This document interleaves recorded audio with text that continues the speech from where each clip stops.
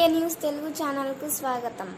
అనంతపురం జిల్లా కళ్యాణదుర్గం మండలం పాపంపల్లి గ్రామ సమీపంలో శ్రీరామరెడ్డి తాగునీటి పథకానికి సంబంధించిన పైపులు మరోసారి పగిలి వృధాగా వెడుతున్న నీళ్లను చూసి గ్రామస్తులు తన సెల్ఫోన్లో చిత్రీకరించి మీడియాకు వీడియో పంపడం జరిగింది.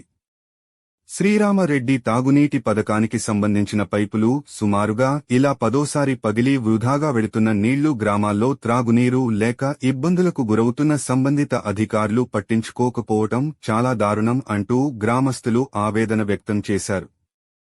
ఇప్పటికైనా సంబంధిత అధికారులు పట్టించుకొని పైపులను మరమ్మత్తు చేసి గ్రామాలకు తాగునీటి సరఫరా కల్పించాలని గ్రామస్తులు కోరారు.